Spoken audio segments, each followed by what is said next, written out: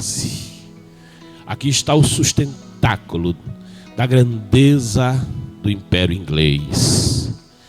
E toda a nação que fizer da Bíblia a palavra de Deus a sua base, estará no porto seguro, estará com fundamentos inabaláveis de valor eterno. Então ame a sua Bíblia, mas ame lê-la, ame examiná-la. Errais em não examinardes as Escrituras, porque elas de mim testificam, diz o Senhor, e cuidar de ter nelas o caminho para a vida eterna. Lâmpada para os meus pés é a tua palavra, luz para o meu caminho, diz o Salmo 119, verso 105.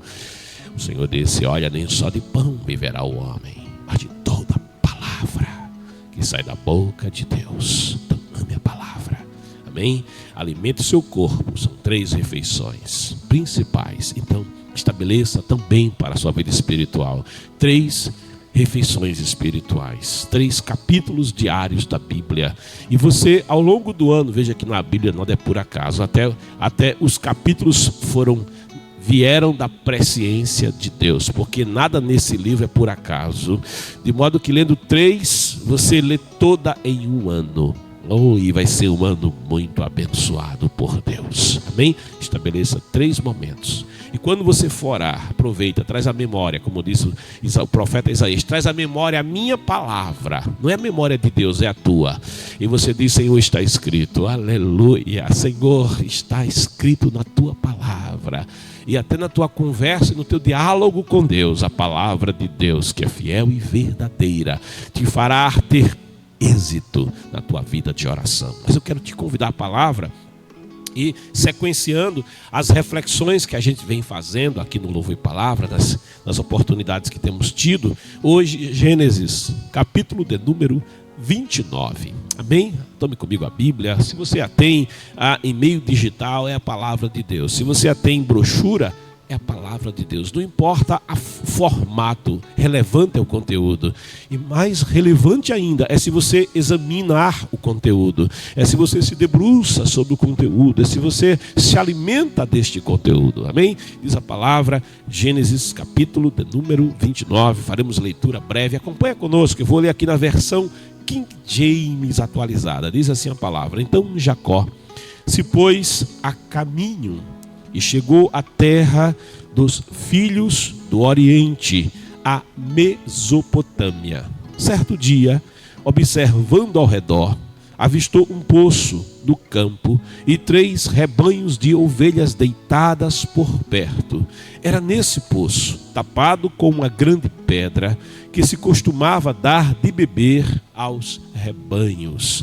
Quando todos os pastores se reuniam ali com seus rebanhos, então rolavam a pedra de sobre a boca do poço e davam água às ovelhas. Em seguida, recolocavam a pedra em seu lugar, na boca do poço. Jacó perguntou aos pastores: meus irmãos, de onde sois vós? E eles responderam: nós somos de Harã.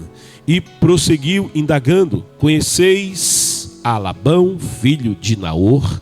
E eles replicaram: sim, nós o conhecemos. Então Jacó quis saber mais: ele vai bem? Ao que responderam: ele vai bem. E eis justamente sua filha Raquel, que vem com o rebanho. E Jacó ponderou: mas é ainda pleno dia, é muito cedo para se recolher o rebanho. Por que não dais de beber aos animais e não retornais às pastagens? Ao que eles explicaram: não podemos fazê-lo antes que se reúnam todos os rebanhos de ovelhas e cabras e que se retire a pedra que tampa a boca do poço, só então daremos de beber aos animais. Conversava ainda com eles quando chegou Raquel com o rebanho do seu pai, pois era pastora. Logo que Jacó viu Raquel, a filha de seu tio Labão, e o rebanho do seu tio Labão, aproximou-se, retirou a pedra da boca do poço e deu de beber ao rebanho do seu tio. Jacó deu um beijo em Raquel e em seguida, muito emocionado, começou a chorar. Então revelou a Raquel que era parente do pai dela e filho de Rebeca. Assim que ouviu isso, Raquel saiu correndo e contou tudo a seu pai.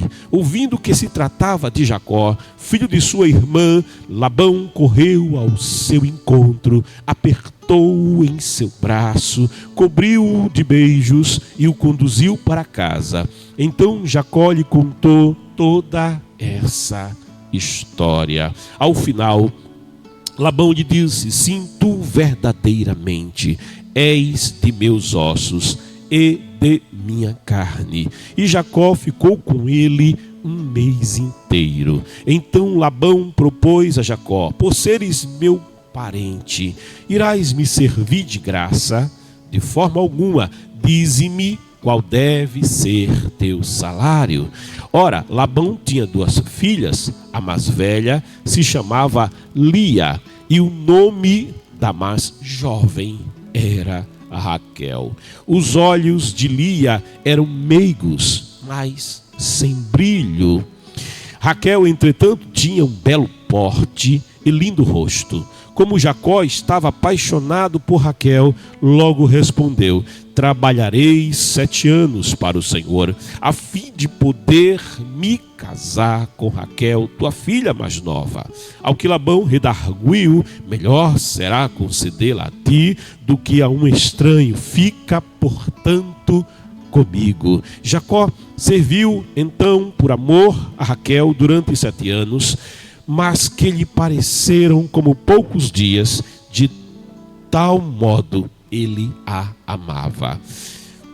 Vencidos 7 anos de trabalho, Jacó disse a Labão: dá-me, pois, a minha esposa, pois venceu o prazo, e que eu viva com a minha mulher. Labão reuniu todos os homens do lugar e deu um banquete. Contudo, ao cair da noite, tomou sua filha Lia e conduziu até Jacó. E este teve relações sexuais com ela.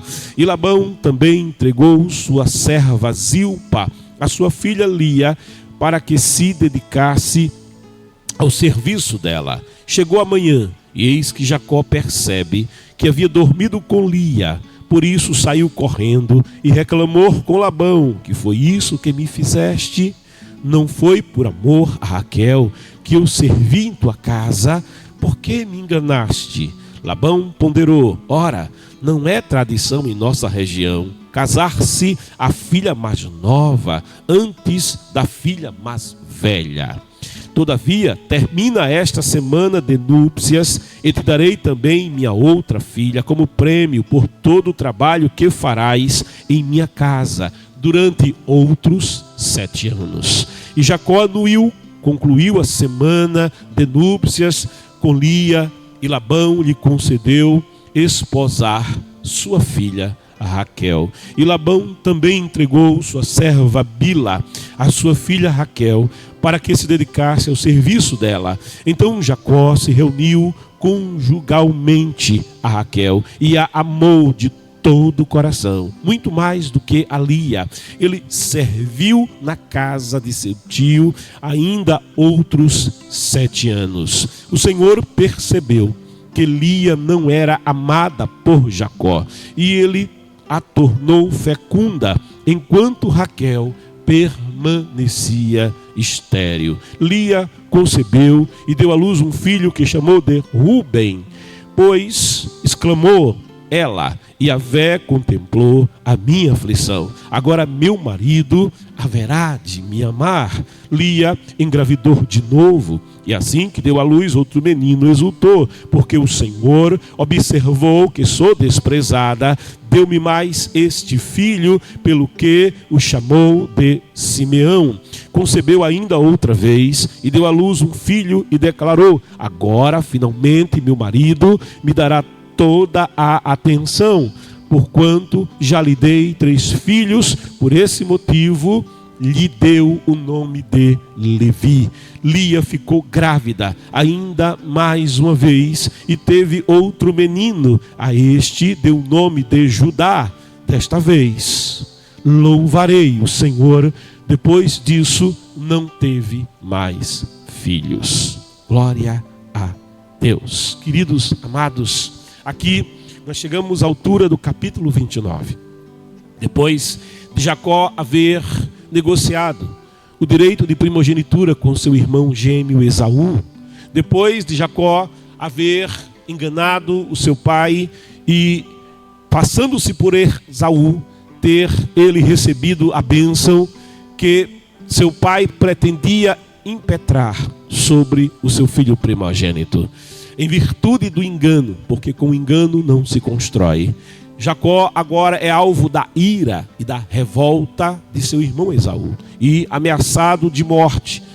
Jacó é obrigado então a sair de casa.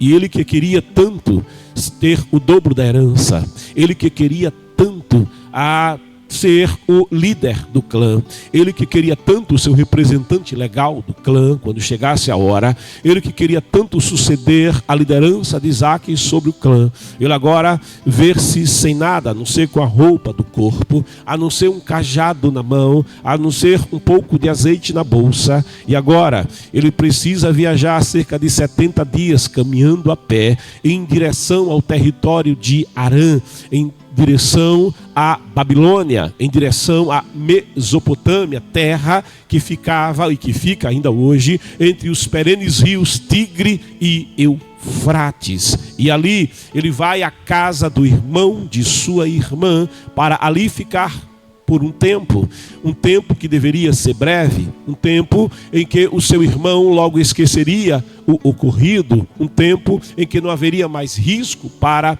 a sua vida. E naquela fuga, naquela caminhada sem proteção, sem sequer levar um único jumento, um único novilho, sem levar sequer nenhum servo que pudesse lhe dar proteção, Jacó, sem nenhum conforto, dorme no deserto. E dormindo no deserto, ele tem em sonho uma visão e um encontro com Deus. Vendo a escadaria, os anjos de Deus subindo e descendo. E no alto da escadaria, o Altíssimo, que ele fala, que se revela a ele, dizendo: eu sou o Deus de Abraão, eu sou o Deus de Isaque. Esta terra onde repousas, eu te darei, a ti e a tua semente, eu estarei contigo, eu te abençoarei, eu não te deixarei, enquanto não cumprir todas as promessas que te tenho feito. E ali, quando Jacó acorda, impactado pela visão, impactado pelo encontro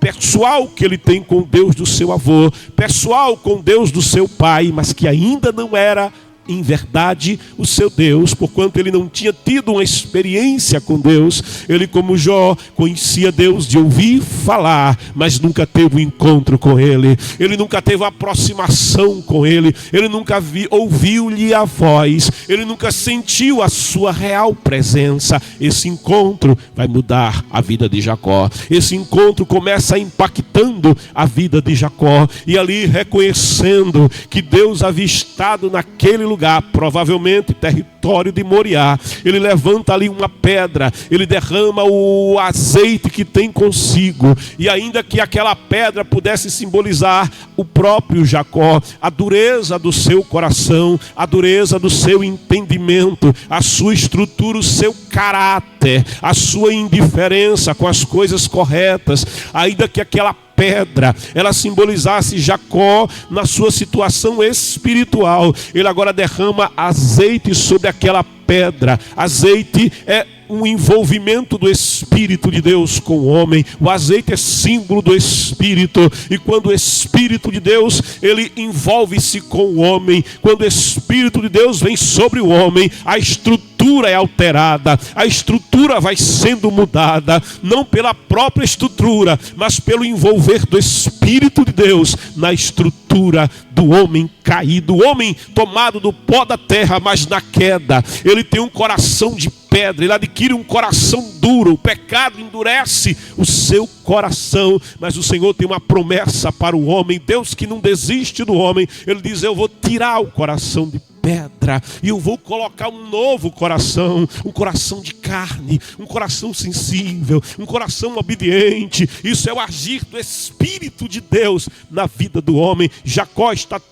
tendo encontro com Deus e a sua vida começa, ainda não é, começa a ser mudada, porque o processo da mudança do homem é realmente um processo que envolve tempo. Deus dedica tempo e cuidados com o material do qual o homem é formado, no qual o homem é feito. Ele trabalha em quem o homem é para fazer do homem aquilo que o homem precisa ser na sua presença. Jacó ali reconhece: esse lugar do meu encontro com Deus é terrível, é tremendo. O temor se apodera de Jacó, porque quando o homem encontra-se com Deus, ele percebe quem Deus é, e percebendo quem Deus é, o homem percebe quem o próprio homem é, e o temor invariavelmente impacta o seu coração, assim como Pedro diante do Senhor, quando vê aquele grande milagre dos peixes, ele diz: afasta-te de mim, Senhor, porque eu sou pecador. Mas o Senhor diz: não temas, oh glória, não temas, a misericórdia está aqui, não temas, a graça está aqui, não temas, os meus pensamentos a teu respeito são pensamentos de bem e não de mal. Oh alá, eu suideraia,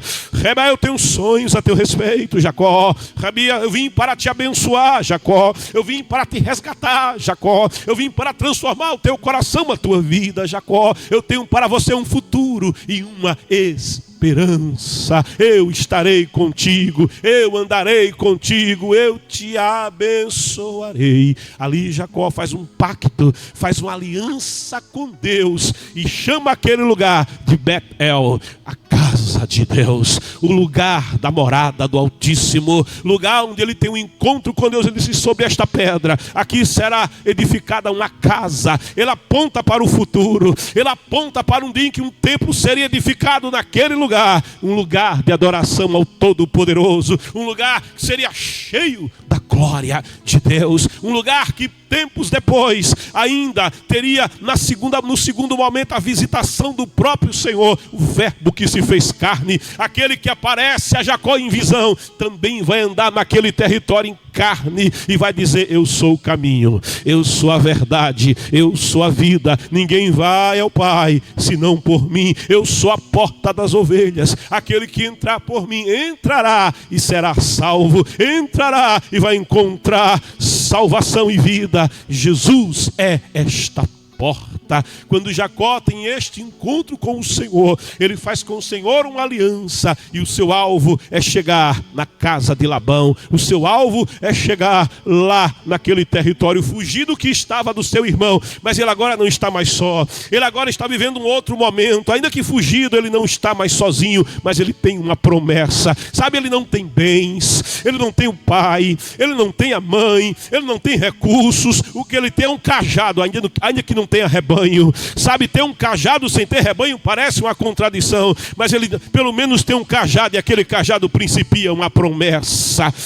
Ele tem só a roupa do corpo, mas ele não está só. O Deus Todo-Poderoso disse: eu não te deixarei enquanto eu não cumprir tudo que tenho prometido a teu respeito. Deus é fiel e verdadeiro, é aquele que diz: eu vigio, eu velo a minha palavra para dar cumprimento à minha palavra. Jacó sequer tinha família, Jacó sequer tinha planos, na verdade, para a sua vida, mas Deus está interferindo na sua vida, Deus está interferindo na sua história. O Senhor pega, sabe, a urdidura dos acontecimentos, e ele começa na tapeçaria do tempo, na tapeçaria dos eventos, a organizar a trama, os fios da vida de Jacó, porque do Senhor lhe disse: eu estarei contigo. Oh, aleluia. E quando Jacó chega ali, e começa o capítulo 29, depois que a gente faz essa recuperação daquilo que a gente já viu, Jacó está aqui no capítulo 29, ele chega ali ao território,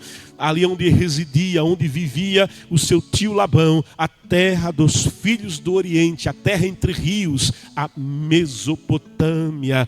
E certo dia, diz a palavra, observando ao redor, ele chega ali no poço, e naquele poço ele percebe que os rebanhos estão chegando e ainda é cedo. Tem água, mas ninguém bebe. Tem água, mas os rebanhos não estão sendo abastecidos. A sua sede não está sendo saciada. E ele, curioso, porque cada terra tem o seu costume, procura, indaga a respeito. É cedo o dia, porque vocês não estão com as ovelhas no pasto? E os pastores da região explicam: não, nós primeiro nos reunimos. E quando todos estão reunidos, aí então se dá de beber aos rebanhos. E então ele aproveita a espera para conversar, para interagir, para conhecer, para sondar o lugar onde está chegando, e indaga daqueles homens: olha, vocês conhecem Labão? Ah, sim, nós conhecemos Labão. Labão vai bem? Sim, Labão vai bem. E enquanto eles conversavam, eles dizem: a propósito, está chegando a sua filha Raquel. Raquel, cujo nome significa ovelha.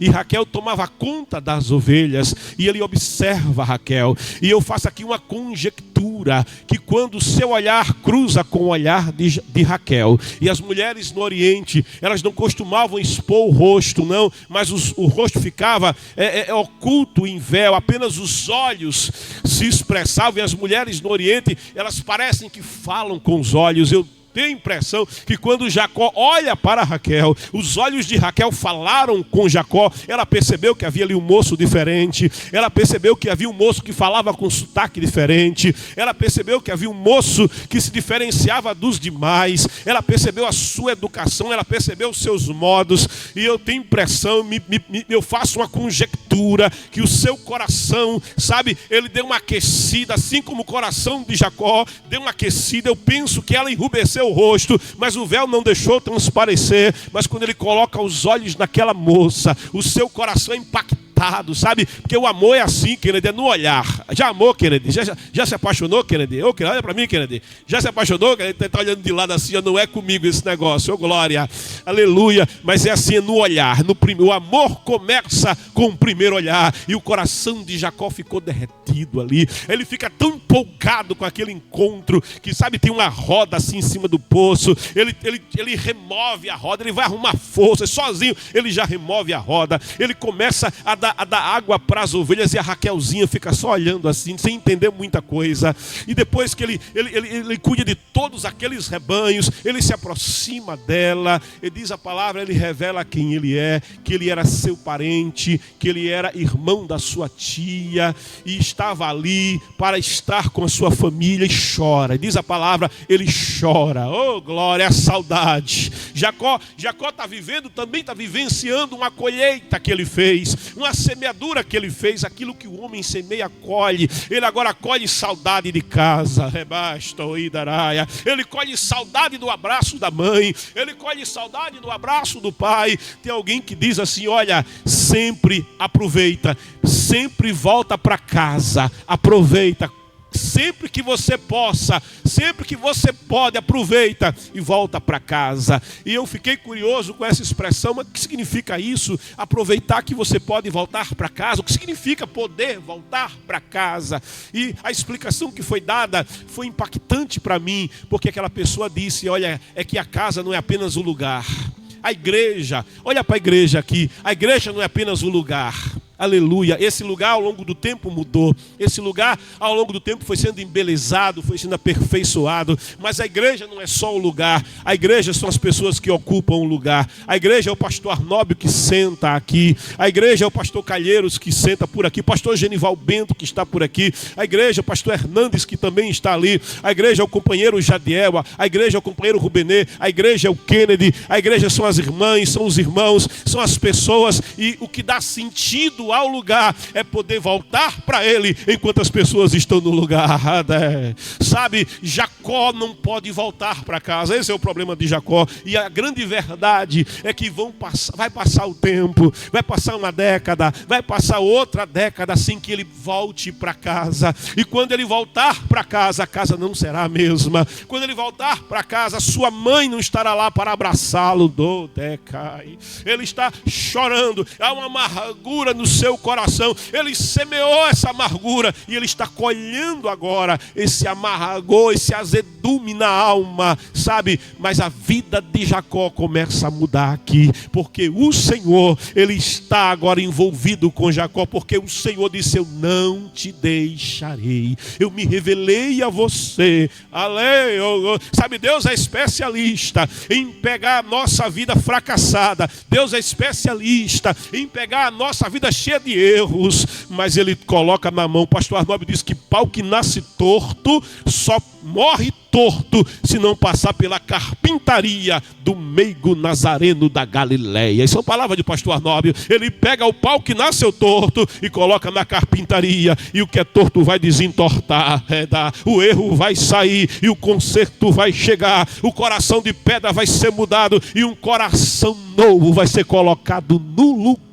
Ele muda o caráter, ele dá controle no temperamento, ele vai mudando as ideias, ele muda a visão, é o envolvimento com a presença do Senhor. Aqui o coração de Jacó, que era insensível e era indiferente, já está sendo tocado. O coração dele já está sendo tocado, já está sendo modificado, e é por isso que ele sente amargura, porque o pecar produz amargura na alma. Ele chora amargurado. E quando Raquel percebe a situação, ela corre para casa, ela conta para o pai Labão a situação, e o pai corre, abraça Jacó. Sabe que abraço que não foi aquele abraço? Aquele abraço de Labão era como o abraço para Jacó de seu pai. Sabe, aquela recepção, aquela hospitalidade de Labão, ele se sentia como se Isaac estivesse abraçando ele. Sabe, é um consolo para a sua alma. E estando com Labão, diz a palavra, ele lhe conta esta história.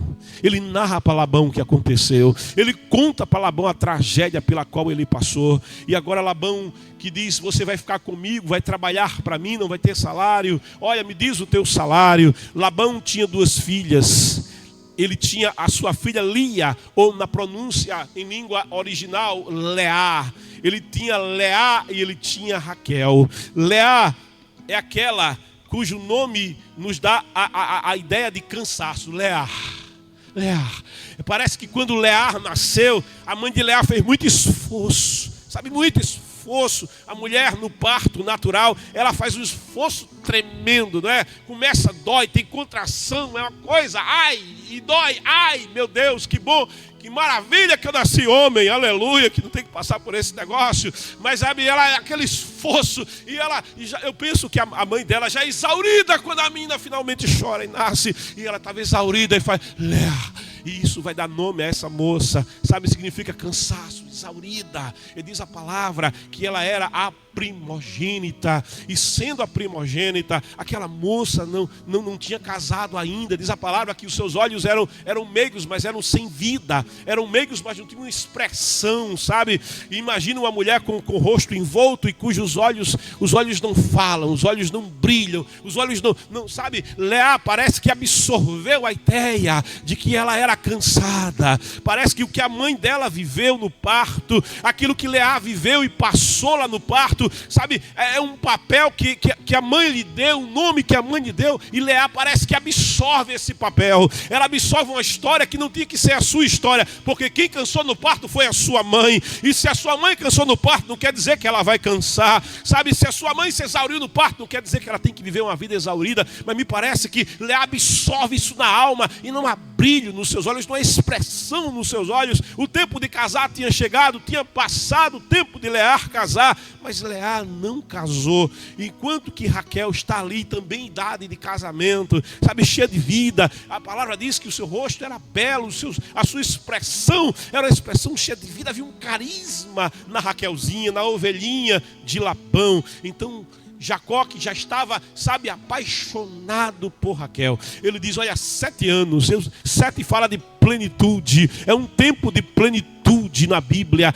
Eu trabalharei 7 anos pela tua filha Raquel. E Labão diz, então está acertado. E agora Jacó vai trabalhar, Jacó vai suar a camisa, Jacó vai cuidar do rebanho, Jacó vai pegar aquele rebanho que não era muito grande, porque se o rebanho de Labão fosse grande, uma jovem não daria conta de um rebanho muito grande, e ele vai pegar aquele pequeno rebanho, e ele vai cuidar, e a bênção de Deus estará na vida de Jacó, o rebanho vai prosperar na sua mão, porque o Senhor lhe disse, eu estarei contigo, eu não te deixarei, e a palavra de Deus diz, é a bênção do Senhor que faz dar certo, é a bênção do Senhor que faz prosperar. Sabe quando você coloca a mão com a bênção de Deus, Deus coloca a mão contigo, e aquilo que você coloca a mão, aquilo onde você coloca o teu esforço, aquilo onde você coloca a tua dedicação, prospera, cresce. E alguém diz, mas como cresce aquilo que ele faz, como cresce aquilo que ela faz? Sabe, não é porque eu sou inteligente, não é porque Jacó era capaz, era a bênção de Deus sobre Jacó, aleluia, era a bênção de Deus da vida de Jacó. Era como José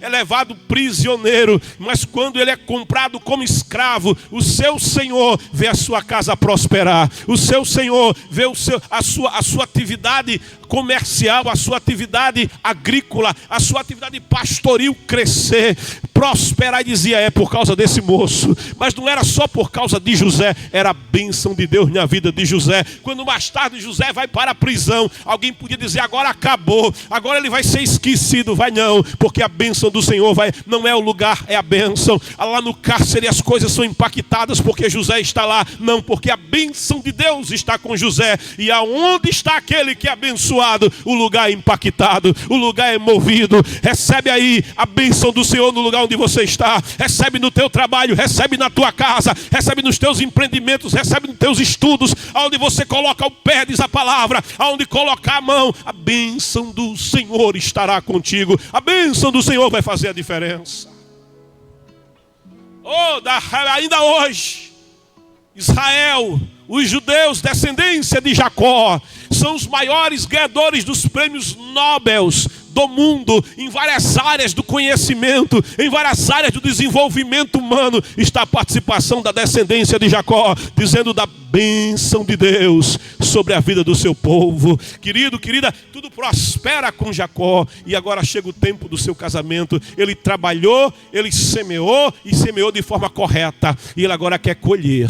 E na hora de colher, quando Labão faz a festa de casamento, sabe, naqueles dias a noiva era apresentada para o noivo toda coberta, sabe, toda coberta, de modo que o noivo, na hora de ficar com a noiva, enquanto a festa rolava, eles colocavam uma tenda assim no meio, e o noivo, sabe, não era público porque era uma tenda, mas todo mundo sabia que o noivo, dado a altura da festa, entraria lá na tenda e a noiva estaria lá esperando por ele, e ele teria o primeiro contato com ela, o primeiro contato conjugal com ela. E assim acontece naquela noite, tudo muito escuro, e ele dorme com a sua amada, tudo muito escuro, e ele recebe o seu prêmio, o fruto do seu esforço, o fruto do seu trabalho, aquilo pelo que ele trabalhou. E diz a palavra que ele trabalhou e pareceu tão pouco tempo, visto o tanto que ele amava, o tanto que ele estava apaixonado por aquela moça. Sabe, é como o rapaz que quer casar. Sabe, quem quer casar,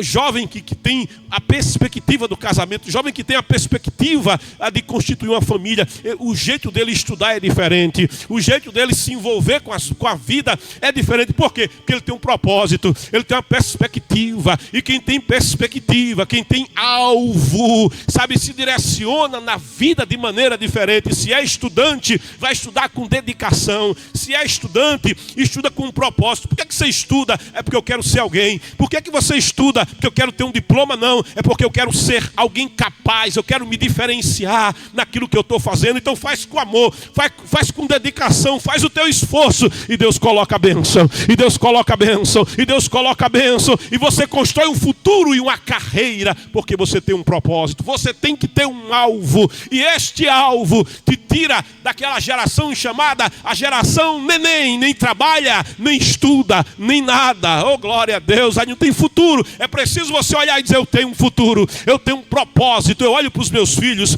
e eu digo para eles: você vai ser doutor. Oh glória. O menino ainda está, nem conseguiu percorrer toda a Bíblia, sabe, mas não importa. Eu chego para ele e digo: você vai ser doutor. Aleluia, glória a Deus. Todo dia o meu filho Aron faz cálculo lá em casa, todo dia, Kennedy. Ele começou fazendo soma, passou pela tabuada, porque o papai mexe com matemática, já foi professor, então eu coloco para aprender tabuada. Depois que aprende a tabuada, eu digo: agora vai aprender a somar. Depois que aprende a somar, agora vai aprender a subtrair. Depois que vai aprender a multiplicar. Depois que aprende a multiplicar, eu tiro 2 horas. Eu digo: de 3 às 5 estuda, viu? É para você ser doutor. Aleluia. Aí vai aprender a dividir. Quando aprende a dividir, vai aprender a dividir até a casa, a terceira casa, a 1000ª casa. Por quê, papai? Porque você vai ter um futuro. Você vai ser grande na vida. Você vai ser competente na vida. Deus tem um futuro para você. Há uma carreira que te espera com a bênção de Deus. Aleluia, o Brasil precisa de engenheiros.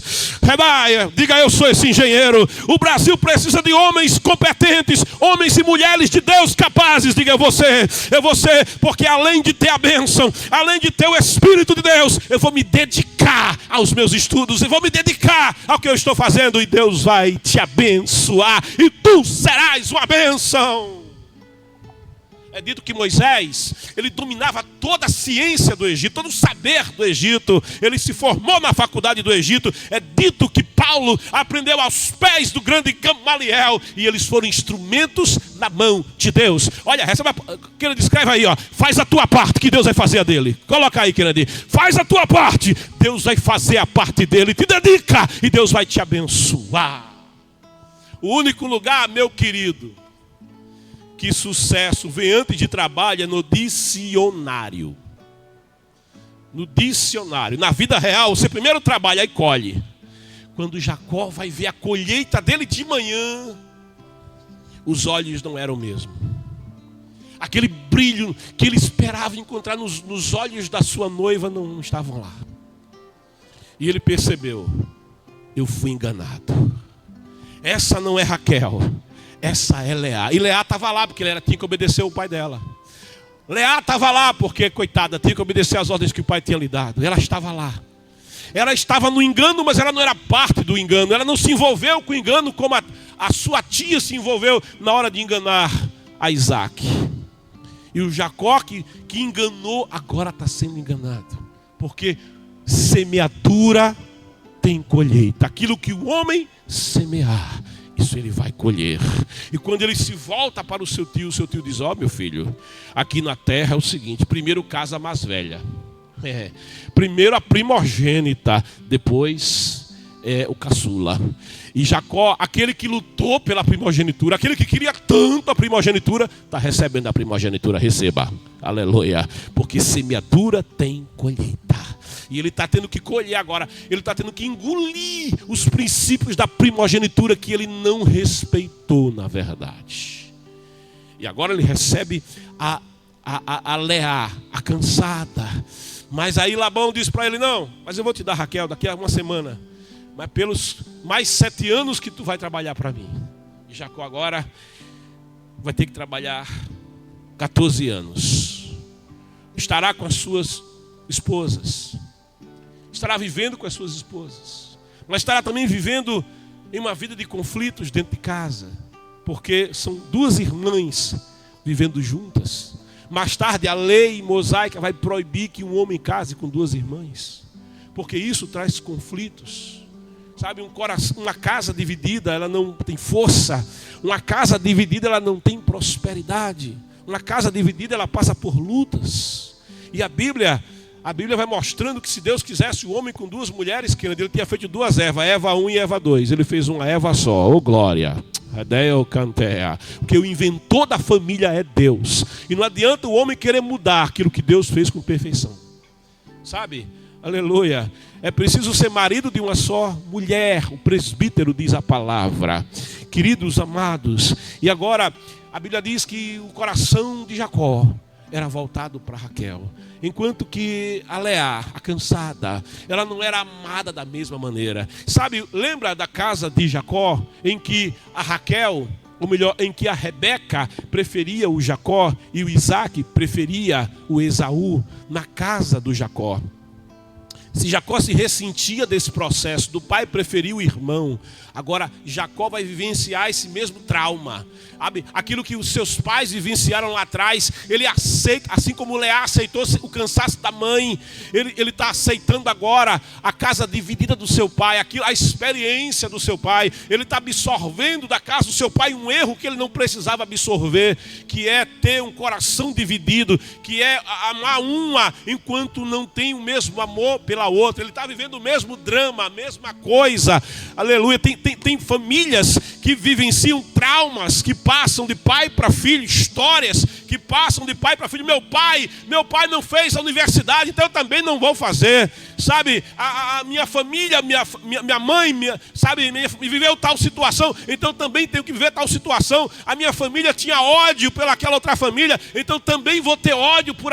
Querido, papel que é dos outros não traz para você. Aleluia. Não absorva para você papéis que não são teus, mas viva a novidade de Deus. Deus se encontrou com Jacó. Ele disse: eu vou. Ele estava caído, ele estava deitado, ele não tinha perspectiva nem futuro, mas o Senhor apresentou-se para ele e disse: eu não te deixarei, eu te abençoarei, para você viver uma nova vida, para você viver uma nova história. Eu cumprirei na tua vida as minhas promessas, e as promessas de Deus são maiores. Aleluia, são maiores. Examina a tua vida, examina a tua família, e se tem papéis na tua vida, se tem papéis na tua família que você absorveu de outros. Lembra do Jabez? A Bíblia diz que Jabez, cujo nome significa dor. Aleluia, dor. Oh glória, que nome terrível. Oh dor, vem cá, dor. Lá vem o dor, o que causa dor, o que vive em dor. A mãe deu o nome de Jabez porque com dores o teve sua mãe. E agora Jabez, que tinha um nome terrível, sabe, se ele aceitasse o papel que lhe foi dado, ele seria um fracassado. Se ele aceitasse o papel que lhe foi dado, ele viveria uma vida terrível e dizia: mas eu sou dor, eu tenho que viver em dor, sabe, eu tenho que ser fracassado, eu tenho que causar dor e viver em dor. Mas ele não. A Bíblia diz que ele conheceu o Deus de Abraão, e ele orou ao Deus de Abraão, Deus das promessas, o Deus do avô de Jacó, o Deus do seu antepassado. E ele disse: Senhor, se me abençoares. E ele diz: muitíssimo, aleluia, porque Deus é Deus que pode, e Ele pode muitíssimo. Se me abençoares, muitíssimo. Se os meus termos, e ele diz, amplificares. Eu gosto dessa palavra. Eu falo aqui no microfone, não preciso falar tão alto. Aí tem ali um amplificador que pega um sinal bem fraquinho do microfone. A onda chega desse tamanho, aí o amplificador faz ela ficar desse tamanhão. Dá um glória aí, ô glória, dá terra. Deus é Deus que amplifica. Deus é Deus que amplifica. Você coloca o teu pequeno esforço, você coloca a tua mão tão pequena, tão fraquinha, aí Deus coloca a mão dele em cima da tua mão.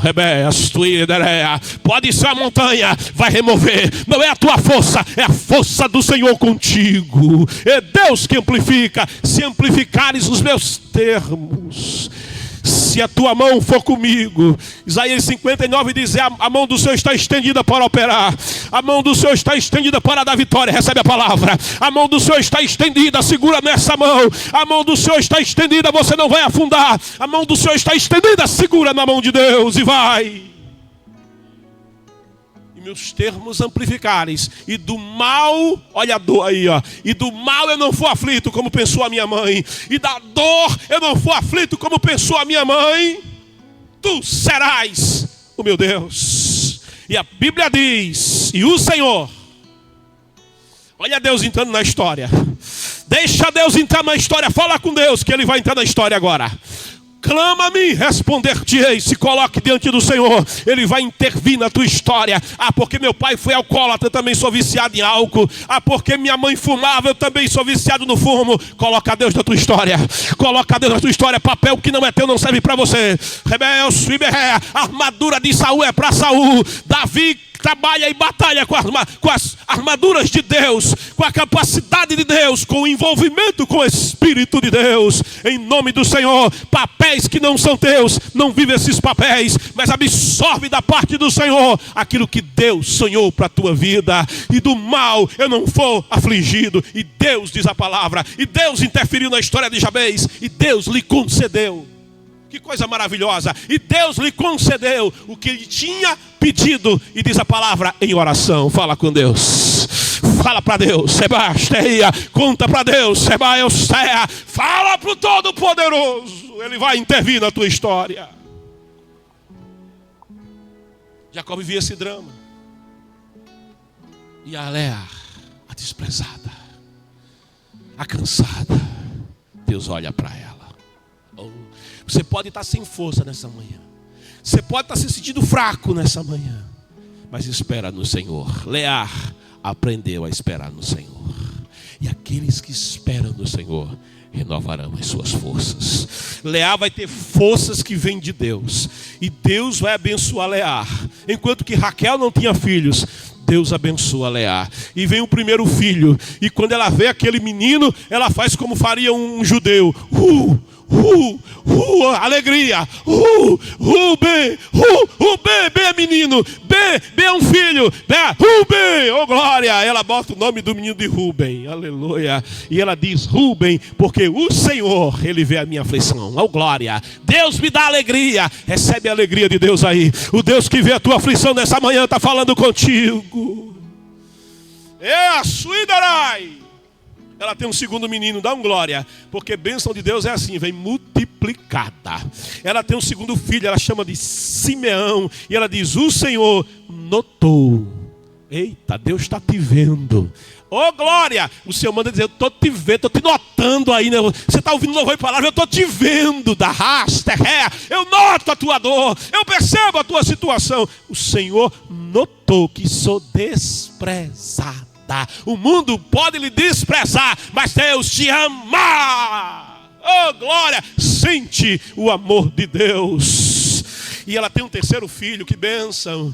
E ela chama esse filho de Levi. E ela diz, Levi é ungido de Deus, é a unção de Deus. Lembra quando Jacó coloca o óleo na pedra?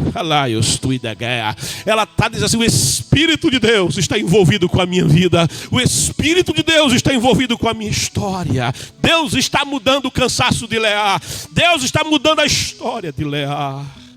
Ela tem mais um filho. E este filho é Judá. Eita, de quem virá a casa real de Davi, de quem vai nascer o Salvador.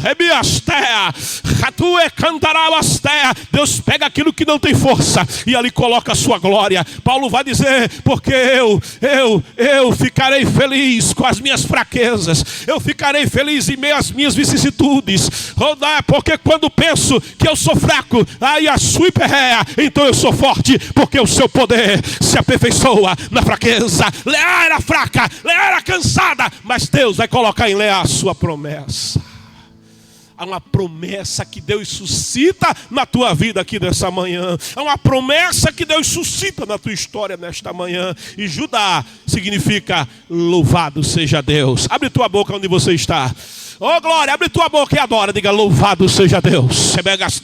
Abre tua boca, todo aquele que tem fôlego, diga, louvado seja Deus. Posso todas as coisas naquele que me fortalece. Posso vencer, posso me levantar, posso andar, posso correr, posso voar, eu posso no Senhor todas as coisas. Diga ao fraco, nessa manhã, eu sou forte no Senhor. Ela tem mais um filho, nasceu Dan, e ela diz, Deus já julgou a minha causa. Você que tem causa, alguém disse está perdida. Você que tem causa, alguém disse, olha, você morre, a causa não sai. Recebe a palavra, o juiz de toda a terra, ele se levanta em tua defesa nessa manhã. Deus é o teu juiz, Brasil. Deus é o teu juiz, servo e serva de Deus. O Senhor julgou a minha causa. O Senhor, ela tem mais um filho, Naftali. E ela diz, com grandes lutas, Eu tenho lutado, Abastéia, e eu venci, aí Estéia, e eu venci. Recebe vitória, porque vitória vem de Deus. Recebe vitória. Ele corta o aço, Ele quebra a lança, Ele queima os carros no fogo. Ele é Deus Todo-Poderoso, o Senhor da guerra. Ele é Yahvé Savaote, o Deus dos exércitos, de quem vem a tua vitória. O Senhor da vida. Oh, glória. Ela tem o Gad, e ela disse: boa sorte. E Deus é o Senhor da sorte. Ele está mudando a tua sorte nessa manhã. Você não tem sorte. Assim diz o Senhor: estou mudando a tua sorte, rapaz. Oh, glória. E a Sé vai chegar no teu endereço. Eita, aí aqui ela disse: eu sou afortunada. Porque fortuna vem de Deus, prosperidade vem de Deus. Ela tem mais um filho chamado Sé, e ela diz: felicidade. Eita, sai a tristeza, chega a alegria, sai a angústia, chega a paz. Oh, daí-me, recebe felicidade da parte do Senhor. Lia bradou: é a minha felicidade, o Senhor é a minha felicidade.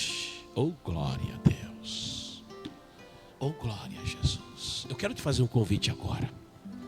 Você que está cansado e ouvindo essa palavra. Você que pode ter vivido papéis que não são teus papéis, que pode ter feito escolhas. Se você pudesse mudá-las. Oh, glória. Mas há um Deus Todo-Poderoso para quem não há causa perdida. Oh, há um Deus que muda corações. E eu quero te convidar a fazer uma aliança com Ele agora. Vem conhecer o Deus de Abraão, Deus de Isaac, o Deus de Jacó. Entrega a tua vida a Ele. Entrega o teu caminho a Ele. Ele vai renovar as tuas forças. Ele vai devolver a tua paz, a tua alegria. Uma alegria que você não conhece. Ele tem para te dar nessa manhã a sua salvação. Escreva: eu quero Jesus. Eu quero Jesus. Escreve aí: eu quero Jesus.